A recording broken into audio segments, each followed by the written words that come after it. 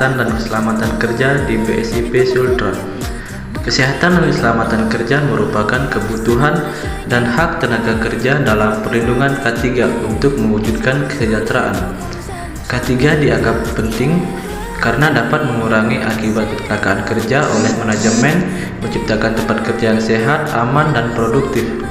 Badan Standarisasi Instrumen Pertanian Provinsi Sulawesi Tenggara melaksanakan K3 mengacu pada Peraturan Undang-Undang Nomor 1 Tahun 1970 tentang keselamatan kerja. Undang-undang ini mengatur keselamatan kerja di semua tempat kerja, baik di darat, di dalam tanah, di permukaan air, di dalam air maupun di udara, yang berada di dalam wilayah kekuasaan hukum Republik Indonesia. Jenis-jenis kecelakaan kerja yang dapat terjadi di BSIP Sultra serta penyebab terjadinya kecelakaan tersebut. Yang pertama, kecelakaan di lingkungan kantor utama, yaitu terjatuh karena lantai yang licin. Ini disebabkan karena lantai saat setelah dipel namun belum kering, dan juga jalan di kantor yang sedikit berlumut karena cuaca hujan sehingga jalan menjadi licin. Yang kedua, tersandung benda-benda akibat kurang fokus. Selain karena kurang fokus, di sini juga dapat diakibatkan karena posisi-posisi benda yang memang tidak sesuai pada tempatnya. Kedua, kecelakaan di lingkungan lahan pertanian agrostandar, yaitu kaki dan lengan terkilir akibat bekerja tidak menggunakan alat pelindung diri atau APD. Kedua, terluka akibat penggunaan alat pertanian yang tidak sesuai prosedur.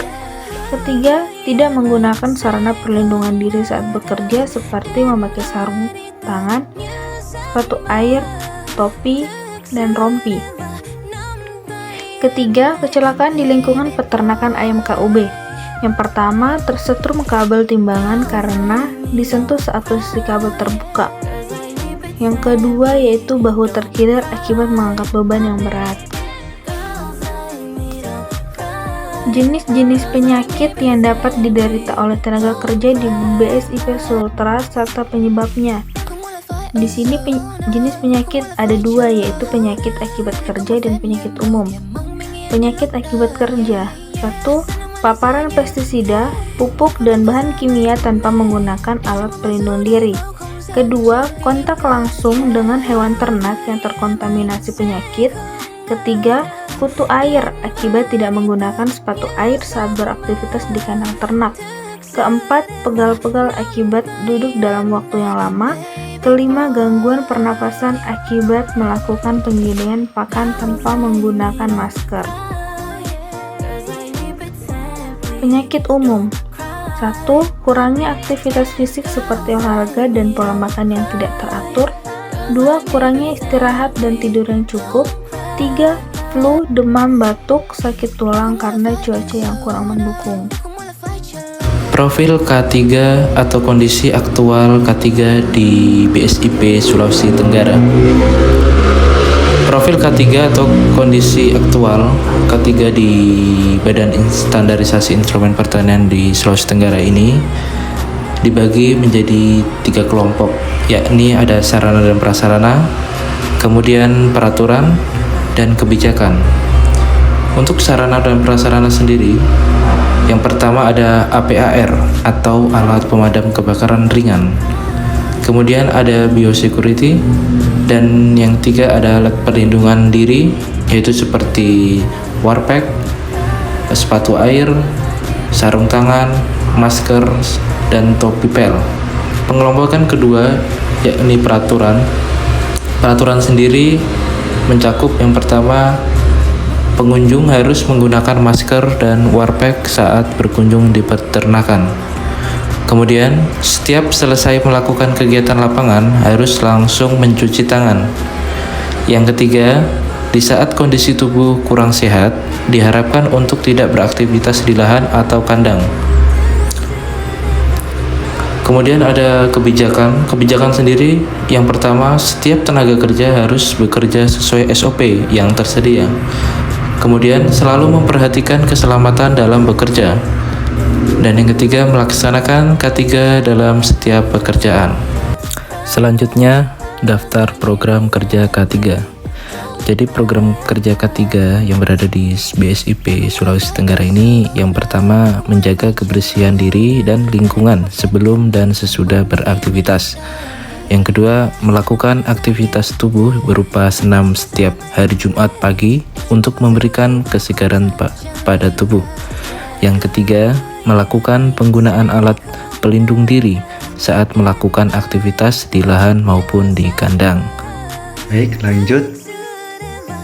Daftar program kerja K3 yang sudah terrealisasi, presentasi capaian serta dokumentasinya.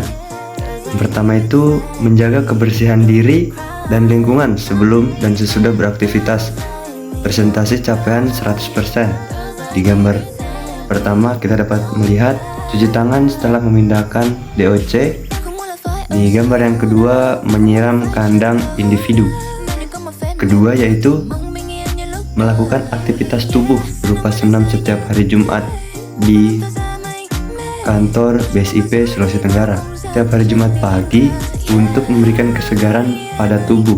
Kegiatan setiap hari Jumat diikuti oleh seluruh karyawan tenaga kerja. Ketiga, melakukan penggunaan alat pelindung diri saat beraktivitas di lahan maupun di kandang. Presentase pencapaiannya sampai 100%. Di gambar pertama dapat kita lihat menggunakan wear pack dan sarung tangan saat pemindahan DOC. Di gambar yang kedua menggunakan sarung tangan saat mengaplikasikan pupuk kandang. Di gambar yang ketiga menggunakan sarung tangan saat melakukan inseminasi buatan. Kelemahan, kendala, dan kekuatan pendorong terlaksananya program K3 di BSIP Sultra.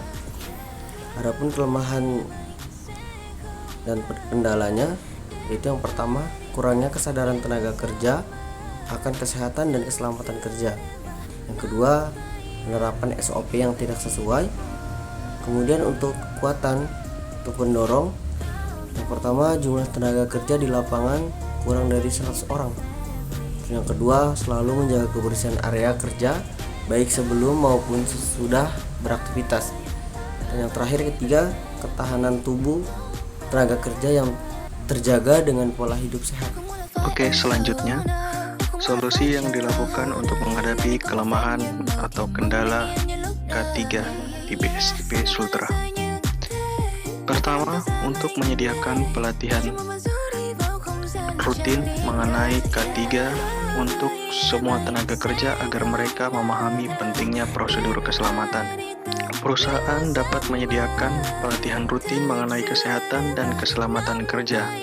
Program ini mencakup pelatihan awal bagi tenaga kerja baru serta pelatihan berkala untuk semua karyawan. Pelatihan harus mencakup sesi kelas, lokakarya, simulasi praktis, serta e-learning dan modul online untuk kemudahan akses.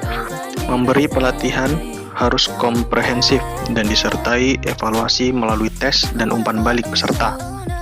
Selain itu, perusahaan dapat memberikan penghargaan dan insentif untuk mendorong kepatuhan dan inisiatif dalam penerapan praktik K3 di tempat kerja. Kedua, melakukan kampanye internal yang intensif dan berkelanjutan tentang pentingnya K3, termasuk penggunaan poster. Kampanye ini meliputi penyebaran informasi melalui poster-poster edukatif yang ditempatkan di area strategis, seperti ruang istirahat, pintu masuk, dan area kerja. Selain itu, perusahaan dapat menggunakan email, buletin internal, dan media sosial perusahaan untuk menyampaikan pesan-pesan K3 secara rutin. Melibatkan karyawan dalam diskusi dan kegiatan K3, serta memberikan penghargaan bagi yang menunjukkan kepatuhan dan inisiatif, serta dapat memperkuat budaya keselamatan. Ketiga, lakukan monitoring dan evaluasi secara berkala terhadap pelaksanaan SOP untuk memastikan implementasinya sesuai standar. Untuk memastikan implementasi standar operasional prosedur sesuai standar, perusahaan perlu melakukan monitoring dan evaluasi secara berkala. Langkah ini meliputi pengawasan rutin di tempat kerja untuk memeriksa kepatuhan terhadap SOP, serta melakukan audit internal secara berkala. Hasil evaluasi monitoring harus mencakup analisis kesalahan atau ketidaksesuaian yang ditemukan, diikuti oleh tindakan perbaikan yang diperlukan, melibatkan karyawan dalam proses evaluasi dan memberikan umpan balik konstruksif, dan yang juga penting untuk meningkatkan kesadaran dan pemahaman mereka tentang pentingnya SOP. Dengan pendekatan ini, perusahaan dapat memastikan bahwa SOP diterapkan dengan benar dan berkelanjutan.